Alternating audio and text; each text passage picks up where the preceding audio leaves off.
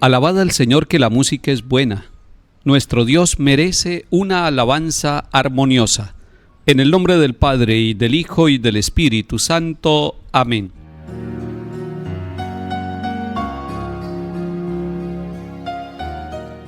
Lectura del libro del Eclesiástico, capítulo 47.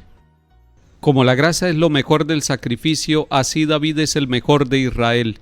Jugaba con leones como con cabritos y con osos como con corderillos. Siendo un muchacho, mató a un gigante, removiendo la afrenta del pueblo, cuando su mano hizo girar la onda y derribó el orgullo de Goliat. Invocó al Dios Altísimo, quien hizo fuerte su diestra para eliminar al hombre aguerrido y restaurar el honor de su pueblo. Por eso le cantaban las mozas, alabándolo por sus 10,000. Ya coronado, peleó y derrotó a sus enemigos vecinos, derrotó a los filisteos hostiles, quebrantando su poder hasta hoy. De todas sus empresas daba gracias, alabando la gloria del Dios Altísimo. De todo corazón amó a su Creador, entonando salmos cada día. Trajo instrumentos para el servicio del altar y compuso música de acompañamiento. Celebró solemnemente fiestas y ordenó el ciclo de las solemnidades. Cuando alababa el nombre santo, de madrugada resonaba el rito. El Señor perdonó su delito y exaltó su poder para siempre. Le confirió el poder real y le dio un trono en Jerusalén. Palabra de Dios. Te alabamos, Señor.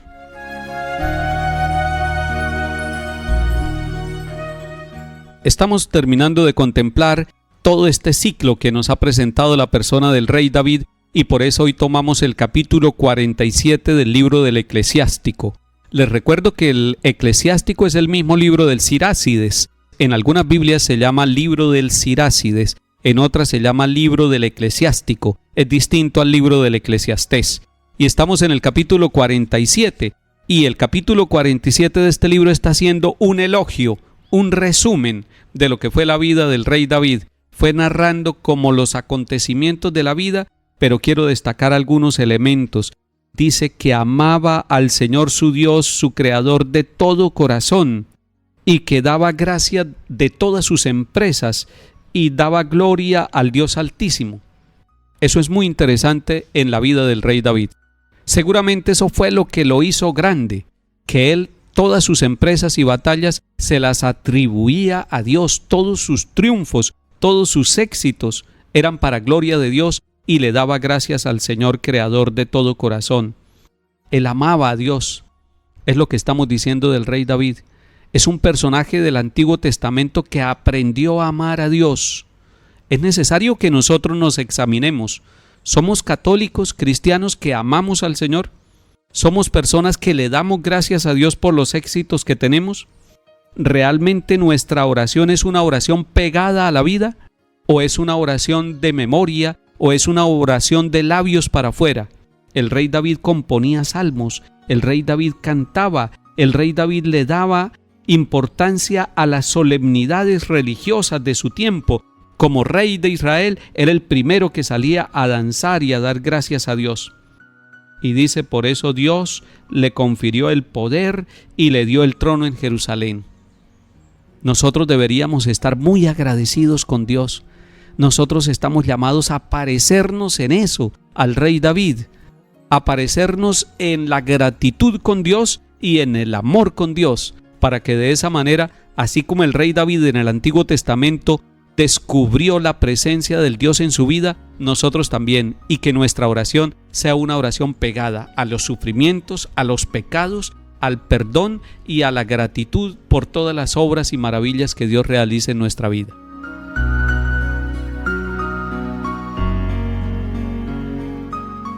Salmo 17. Perfecto es el camino de Dios, acendrada es la promesa del Señor. Él es escudo para los que a Él se acogen. Viva el Señor, bendita sea mi roca, sea ensalzado mi Dios y Salvador. Por eso te daré gracias entre las naciones, Señor, y tañeré en honor de tu nombre.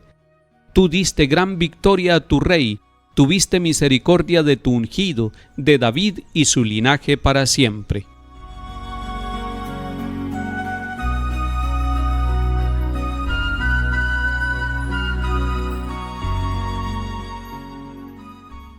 Lectura del Santo Evangelio según San Marcos capítulo 6. En aquel tiempo, como la fama de Jesús se había extendido, el rey Herodes oyó hablar de él. Unos decían, Juan Bautista ha resucitado, y por eso los poderes actúan en él. Otros decían, es Elías.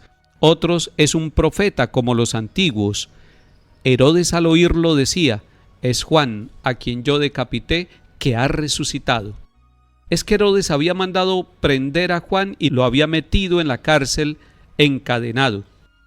El motivo era que Herodes se había casado con Herodías, mujer de su hermano Filipo, y Juan le decía que no le era lícito tener la mujer de su hermano. Herodías aborrecía a Juan y quería quitarlo de en medio.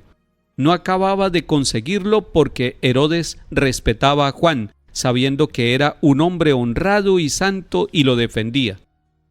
Cuando lo escuchaba quedaba desconcertado y lo escuchaba con gusto. La ocasión llegó cuando Herodes, por su cumpleaños, dio un banquete a sus magnates y a sus oficiales y a la gente principal de Galilea. La hija de Herodías entró y danzó gustando mucho a Herodes y a los invitados. El rey le dijo a la joven, pídeme lo que quieras que te lo doy. Y le juró, te daré lo que me pidas, aunque sea la mitad de mi reino. Ella salió a preguntarle a su madre, ¿qué le pido? La madre le contestó, la cabeza de Juan el Bautista. Entró ella enseguida a toda prisa, se acercó al rey y le pidió, quiero que ahora mismo me des en una bandeja la cabeza de Juan el Bautista. El rey se puso muy triste, pero por el juramento y los convidados no quiso desairarla. Enseguida le mandó a un verdugo que trajera la cabeza de Juan. Fue, lo decapitó en la cárcel, trajo la cabeza en una bandeja y se la entregó a la joven. La joven se la entregó a su madre. Al enterarse sus discípulos, fueron a recoger el cadáver y lo enterraron. Palabra del Señor. Gloria a ti, Señor Jesús. Llegó a los oídos de Herodes, que era el gobernante de Galilea, la fama de Jesús, pero no sabían quién era él. Lo estaban confundiendo con un profeta, con Elías, incluso lo confundían con Juan Bautista.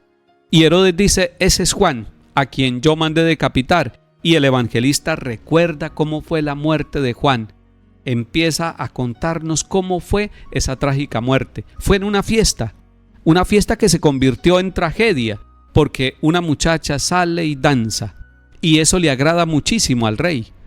Seguramente estaba tomando, seguramente estaba con los invitados, y por eso le dice, pídame lo que quiera.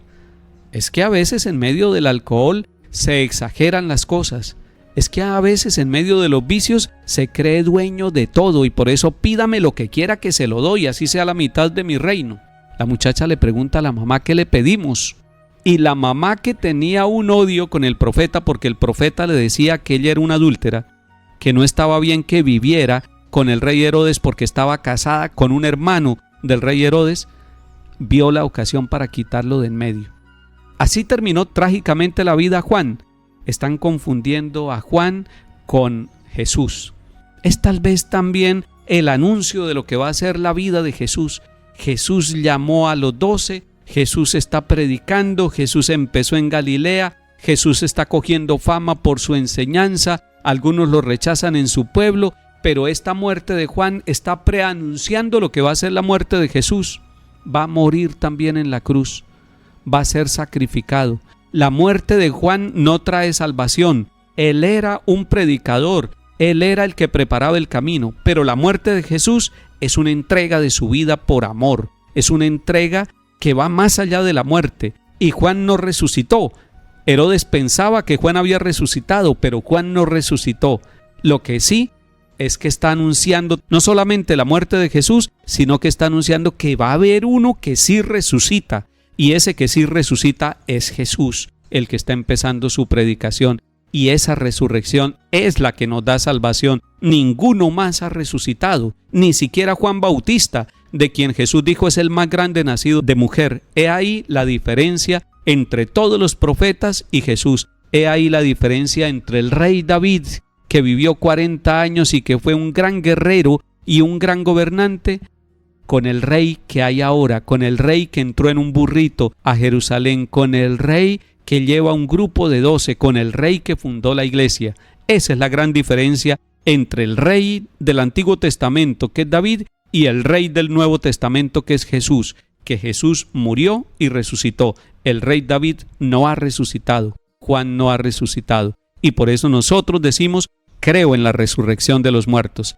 Que el Señor nos ayude a poner toda nuestra vida y nuestro corazón en Él, incluso la vida de quienes ya murieron, para que ellos también tengan vida y vida abundante en Cristo cuando venga a juzgar a los vivos y a los muertos.